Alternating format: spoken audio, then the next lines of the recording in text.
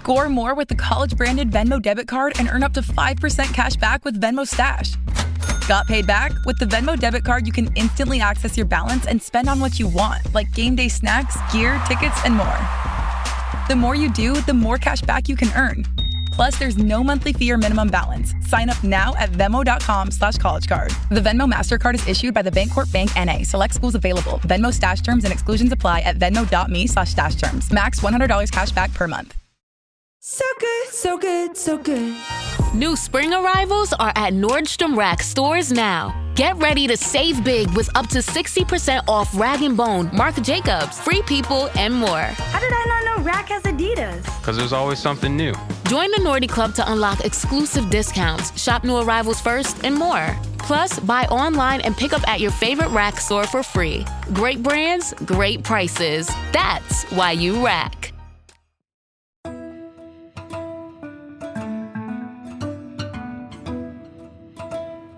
For the News and Observer, I'm Dawn Vaughan, Capitol Bureau Chief and host of Under the Dome. Today, I'm joined by my politics team colleagues Kyle Ingram and on her debut episode of Under the Dome, Esther Francis.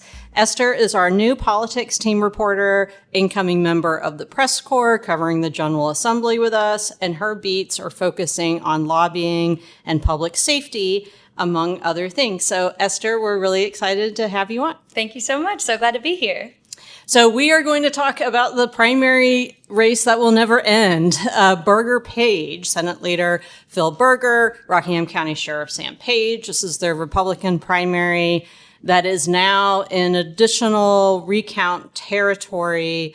Kyle knows everything about how all of this works. Well, you know more than I do, more than Esther does.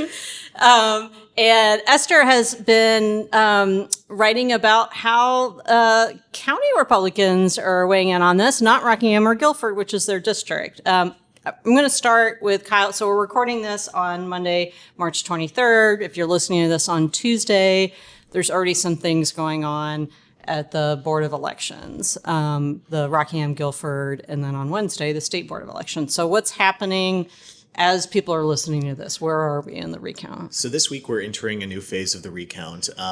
As we listen to this on Tuesday morning, Rockingham and Guilford counties will begin their sample hand recount of the primary.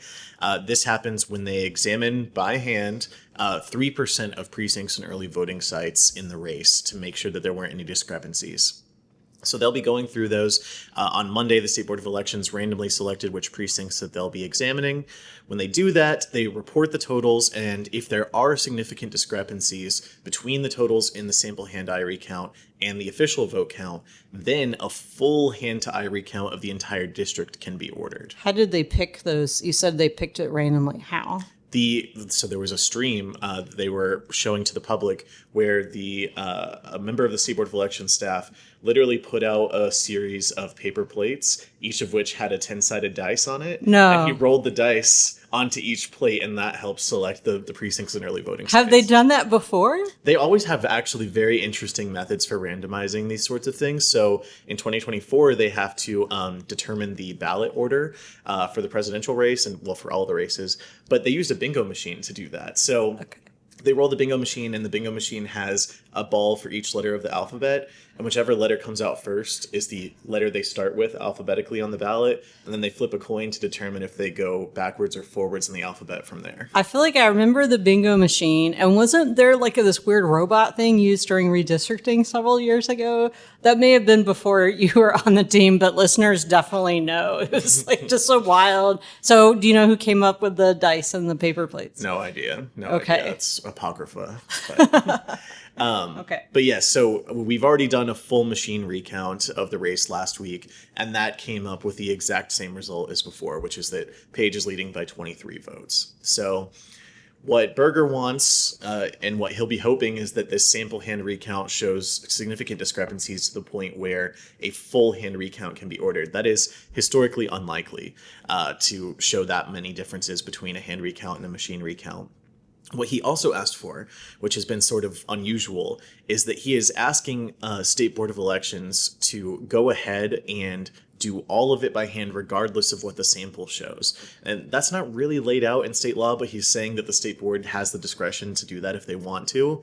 They've said they don't plan to add that to their meeting agenda for this Wednesday, so I'm not sure if that's something that's within the realm of possibility at this point, but that is what he's pushing for, and if this goes to court, that could become part of a legal argument later on. Okay, before we get to what we're expected at the State Board of Elections on Wednesday, Esther, I want to turn to you.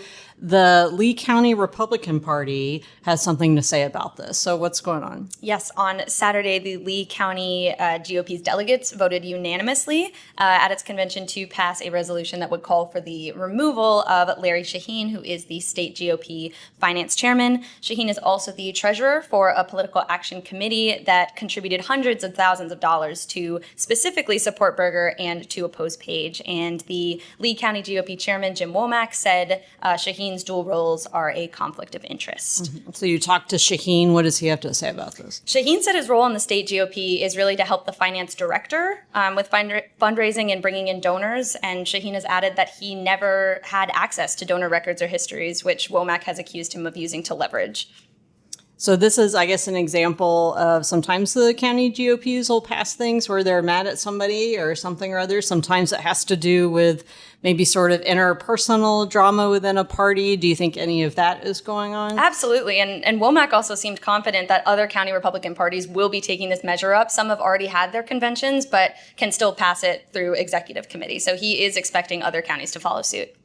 It's always interesting to watch when party bureaucracies get involved in primaries because, I think the traditional norm is supposed to be that the party itself stays out of it and just lets the voters decide. But of course, it's never actually going to go that way. And you've actually got some controversy going on in the Wake County Democrats right now, where the chair of that party endorsed NIDA alum over Valerie Fouché in the congressional primary. So happens on both sides. I think it's interesting, too, just the local versus state in the same way we see like local governments or city councils griping about what the General Assembly is doing.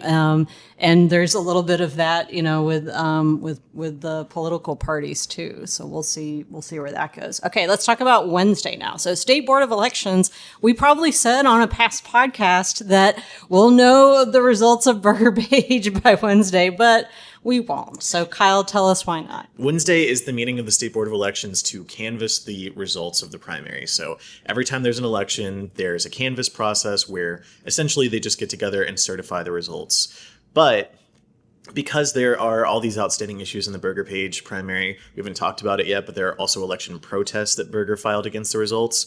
That means that the board can't issue a certificate of, I forget the official term, but they can't declare a winner in the race this Wednesday. So they could just go ahead and certify the results as they are and say these are the vote counts that we have based off of the machine recount, and perhaps by then the sample hand recount will be finished, but it's not going to add any definitive into this race. So where are we with the protests? What exactly it's not that many votes, right? No. So Berger has filed a series of 4 election protests in Rockingham and Guilford counties. And at most, these would affect 13 voters. And it's different allegations in each, but he's basically alleging a series of mostly unintentional, I would say, errors or irregularities caused some voters to not be able to vote when they should have been able to, and other voters to vote when they should not have. Ultimately, even if all of those were thrown out or went his way some way or another, it wouldn't clear the gap between him and Page. But one of the resolutions for an election protest that's laid out in state law is that election officials can decide to order a new election and redo the whole thing over again. I don't know if that is Berger's intention or his ultimate end goal, but that could be what they're looking at here. But that is not an easy hurdle to cross, because to order a new election, you need a vote of 4 of the 5 members of the State Board of Elections. This is a body that now has 3 Republicans and 2 Democrats. And this State Board of Elections has already not done what Berger's wanted several times now. They did not do that premature hand count that he wanted. They did not pull out the undervotes and overvotes that he wanted. So it's a pretty big deal to order a new election, and I don't believe we've done it in North Carolina for a while.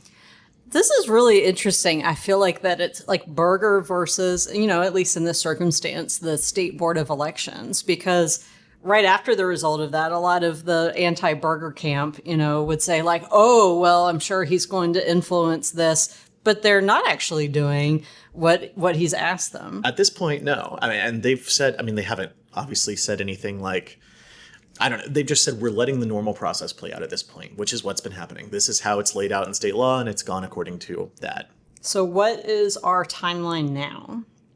So the election protests have to be heard in 2 separate evidentiary hearings because it's in 2 separate counties. So Rockingham's will be held this Friday afternoon, and then Guilford's, if I'm remembering correctly, will be held on April 6th. But, of course, whatever decision those boards ultimately make on his protests can then be kicked up to the State Board of Elections. And then from there, if whoever loses at that point doesn't like that result, they can appeal that to court. And it starts at Wake County Superior Court, but it could go all the way to the North Carolina Supreme Court. So no idea. It could be months and months and months, or it could end really quickly. Okay, we're going to take a quick break. When we come back, we're going to talk more about the months and months and months and how that plays into what else is going on, like over at the Legislative Building. We'll be right back. Springfest is happening now at Lowe's. Keep the spotlight on your yard with Stay Green Premium 2 cubic foot mulch, 5 bags for $10. Plus, when you want more help indoors, get up to 40% off select major appliances that help you supercharge your chores. Our best lineup is here at Lowe's. Valid to 4/22 while supplies last. Selection varies by location. See Lowe's.com for details. Mulch offer excludes Alaska and Hawaii. Chronic migraine is 15 or more headache days a month, each lasting 4 hours or more. Botox, onabotulinum toxin A, prevents headaches in adults with chronic migraine before they start. It's not for those with 14 or fewer headache days a month. It prevents on average 8 to 9 headache days a month versus 6 to 7 for placebo. Prescription Botox is injected by your doctor. Effects of Botox may spread hours to weeks after injection, causing serious symptoms. Alert your doctor right away, as difficulty swallowing, speaking, breathing, eye problems, or muscle weakness can be signs of a life-threatening condition. Patients with these conditions before injection are at highest risk. Side effects may include allergic reactions, neck and injection site pain, fatigue, and headache. Allergic reactions can include rash, welts, asthma symptoms, and dizziness. Don't receive Botox if there's a skin infection. Tell your doctor your medical history, muscle or nerve conditions, including ALS, Lou Gehrig's disease, myasthenia gravis, or Lambert-Eaton syndrome, and medications, including botulinum toxins, as these may increase the risk of serious side effects. Why wait? Ask your doctor, visit BotoxChronicMigraine.com, or call 1-800-44-BOTOX to learn more. You're listening to Under the Dome. I'm Capitol Bureau Chief Dawn Vaughan, here with Kyle Ingram and Esther Francis. The first half of the show, we were talking about the status of recounts and everything with the Berger and Page races. They also still are elected officials that have jobs to do. Berger, even though they haven't actually officially adjourned this past session, but he is still Senate leader. And Page is still the sheriff of Rockingham County. Page has been under a lot of scrutiny for a couple of years now by county commissioners, including Kevin Berger, a commissioner who is Senate Leader Berger's son, over a vending machine account that the SBI was looking into, deaths at the jail, which cost the county money. It lost his insurance. So this has been kind of a long-running issue with Page and Rockingham County. I asked him about this just in the days before the primary election, about the scrutiny, and Page told me that it wasn't an anomaly for people to die in jail. Our personnel were doing their job. They may have missed some checks and stuff, but it was no criminal involvement. Policy-wise, yes, they may miss some checks, and we dealt with that. That's what Sheriff Page told me in February. Rockingham Jail is in the news again. Esther, you wrote about that. So what's the latest that's been going on there? So last week, 2 detention officers from the Rockingham County Jail were suspended without pay after a male inmate was injured during an incident. Sheriff Page did call on the State Bureau of Investigation to look into the incident further, and the sheriff's office did add that there will be an internal investigation. The inmate was treated at a hospital and was later returned to the jail. And Page has maintained that, he cooperates with anything that's going on with the SBI about anything going on there. So Page also said before the primary that he's, regardless of what the final results are, he's sheriff, until December. So he'll finish out his time as sheriff, and then maybe we'll end up in the Senate. Of course, there's still the general election that Page, if he ends up maintaining his win, or if it ends up being Berger, that they do face a Democrat in the general election, even though it's a Republican favorable district, and they're likely to win, but you still never know. And then Berger told me that if he loses, ultimately loses the primary, he's not going to resign early. He's going to finish out the rest of his term too. So what would that mean for the state legislature? So the legislature, like we were talking about, we thought this would be wrapped up on Wednesday, and then the new session is April 21st. But maybe the primary won't be done by then, Kyle? Is that right? I mean, yeah. So the last evidentiary hearing on the protest is April 6th. But that doesn't mean that the board has to make a decision at that point. And even if they do, that decision can get appealed to the State Board of Elections, and then that decision can get appealed to court. So there's no telling. I mean, this is a familiar story, in 2024, there was the North Carolina Supreme Court race between Allison Riggs and Jefferson Griffin. Riggs won by 734 votes, but Griffin challenged the results, and that lasted for 6 months, and it went between state courts and federal courts. It went all the way to the Fourth Circuit U.S. Court of Appeals. So if it's anything like that, I mean, yeah, it could stretch on for a long time. Or, we could be caught completely by surprise, and maybe in the next few days, Berger doesn't see a path to this results changing, and he concedes. I mean, at any point that could happen. So really, regardless of what happens, it's going to have a pretty huge influence on this legislative short session, I think, because it is either,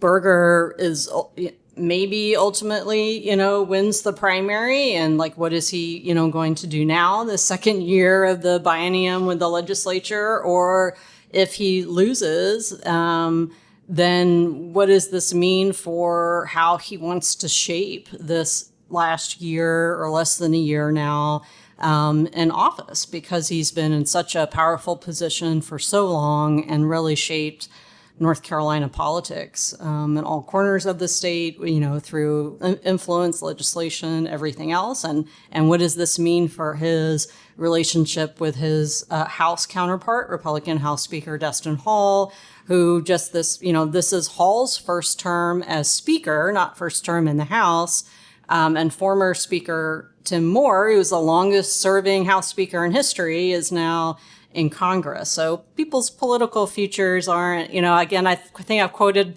Berger before when he says that his crystal ball is cracked. We don't know exactly what's going to happen. And I guess he doesn't either, right? One other thing we should note that's coming up this week is the consensus revenue forecast for everyone excited about the state budget, or incredible lack thereof, since it's just been the same spending levels since the last comprehensive budget that was passed. So the revenue forecast, it's from the Fiscal Research Division, which is nonpartisan at the General Assembly, and then the Office of State Budget and Management, which is a cabinet agency of Democratic Governor Josh Stein. So that revenue forecast is coming out this week, and basically it's their look at how much tax revenue is the state going to bring in. It's adjusted a little bit in May once we actually see the exact money of everyone that has to pay their taxes. Your individual income tax rate is lower this year than it was last year. That was one of those things that Berger has become known for with tax cuts.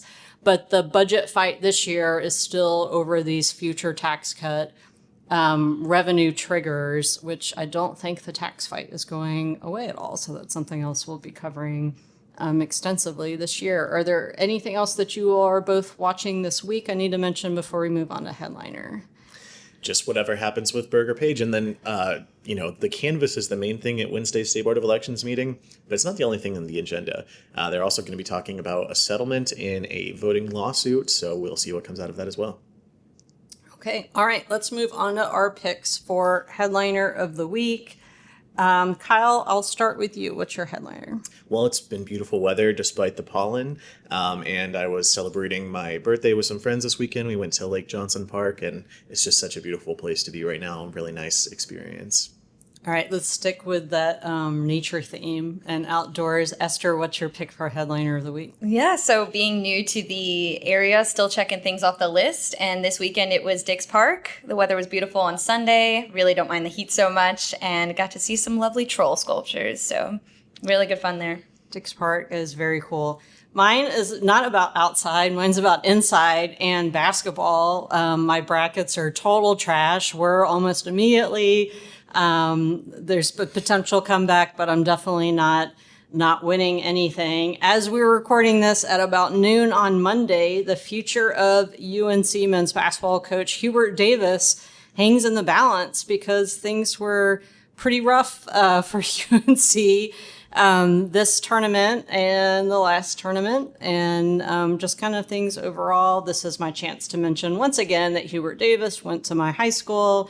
Shout out to Lake Braddock Bruins in Fairfax County, Virginia.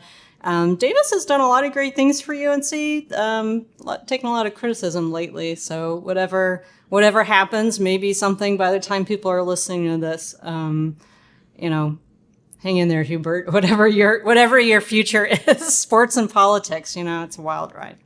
All right, we're out of time. I want to mention Esther again, our new reporter on our politics team. Do you want to say anything about what, I guess, so far, or tell people a little bit more about your previous reporting experience? Want to give you that opportunity. Yeah. So I am from the state of Maryland. I went to school there. I went to Northwestern for grad school, and I started my journalism career out in Frederick County, Maryland, doing education reporting there, as well as the school board elections and different things like that. So this reporting that I'm doing here sort of more closely aligns with what I did in grad school, which was covering Congress and different things like that. So I've been enjoying it so far and super excited to continue digging into it. All right. Well, we're excited to have you here on the team, and you'll be hearing a lot more of Esther on the podcast and then over at the Legislative Building once session starts less than a month from now.